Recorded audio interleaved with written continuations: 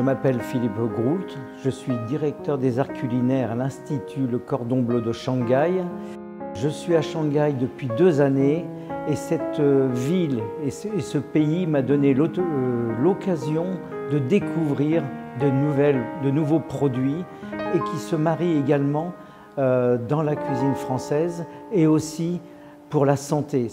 On fait de la cuisine avec de la médecine chinoise. Donc j'ai fait la première recette avec de la racine de lotus. La racine de lotus, elle est remplie de calcium, de fraîcheur, de croquant. Et elle est mariée avec de la graine de cassia pour dissiper la chaleur dans le corps.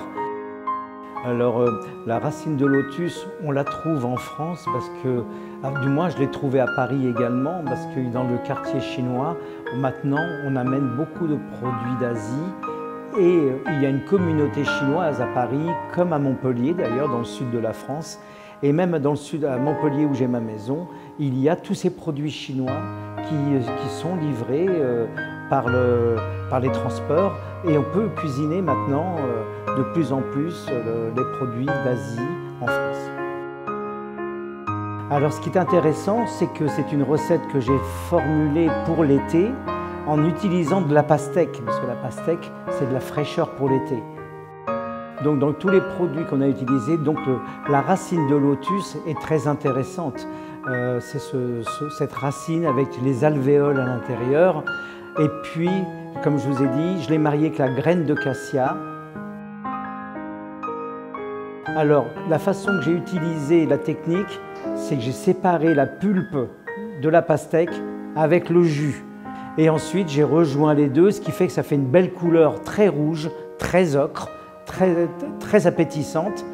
La pulpe, j'ai mis de côté et le jus de la pastèque, je l'ai mis à réduire pendant longtemps avec les graines de cassia pour que la graine de cassia amène son amertume dans ce fruit qui est sucré, pour que ça fasse un bon mélange et qui m'apportait également de la consistance parce que la graine de cassia mariée avec le jus de la pastèque, par réduction, ça nous amène un sirop. Et en fin de compte, ça représente un sirop de graines de cassia. Et les lotus, par contre, je les ai blanchis à l'eau tout simplement dans la graine de cassia. Et ensuite, je les ai mis une petite fécule de pommes de terre dessus et je les ai poêlés dans une huile d'olive pour qu'elles soient dorées et croustillantes.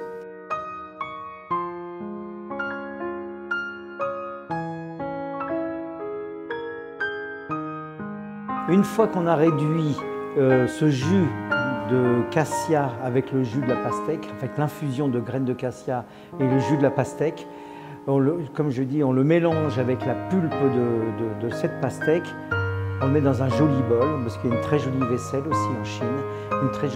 Et puis dessus, j'ai fait parcourir quelques boules de pommes Granny Smith, de pommes vertes, acides.